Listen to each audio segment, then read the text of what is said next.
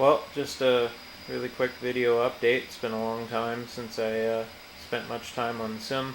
A little bit of a Jamaican vacation and a whole lot of work, but yeah, tonight I decided I better mess around with the flight controls, and I haven't had the yoke and pedals and throttles interface since I kind of set things up here.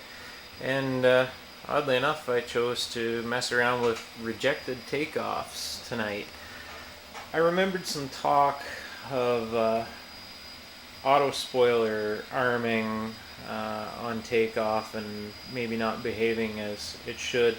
And it just so happened tonight I was just set up the quadrant here real quick with this axis is my my auto spoiler initially, first detent, and then incremental spoiler after that. Seems to be working very well. I can't even remember whether I signed that through FSU IPC or not. But funny enough, I thought I'd try some rejected takeoffs just to, I don't know, further my knowledge a little bit. And I found that the system's working quite beautifully actually, and I can simulate it real quick here to show how the system works currently.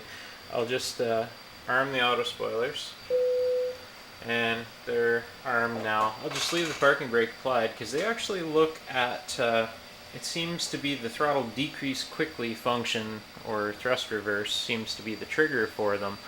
So I'll crank the throttle up as we were going to take off, but I'll leave the parking brake on. Its ham sounds is going to get real grumpy. And bring it up to full throttle pretty much, get my red, and then I'll bring it back to reverse without any brakes, and it extends the spoilers automatically, and that's verified up there that is fully functional. I tried it with some actual rejected takeoffs on the runway here at the local airport, and it worked beautifully. Combine that with the brakes, and I don't know, it's kind of a little bit of a qualitative observation, but it does seem to stop faster from higher airspeed. From V1 you can get down and stop in, from what I can tell, is a reasonably scaled distance, other than the brake effectiveness is still a little too high in my opinion. I think I can lower that down so it makes it a bit more realistic, so actually a chance of running off the end of the runway. But other than that, yeah, just threw the yoke on a speaker stand here for now.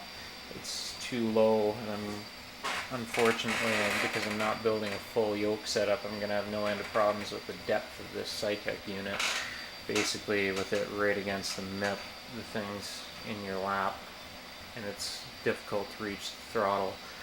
I haven't checked the measurements to see how close to scale that is, but yeah, that's pretty much not much of an update, but the verification of systems anyway, and the fact that the auto spoilers and everything are working great, as well as my flaps.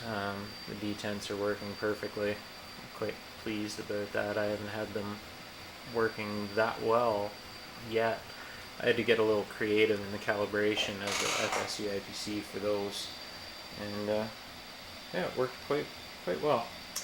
Anyway, thought I'd fire things up and get moving again. Maybe it's time to take a couple of flights tonight. Thanks for watching.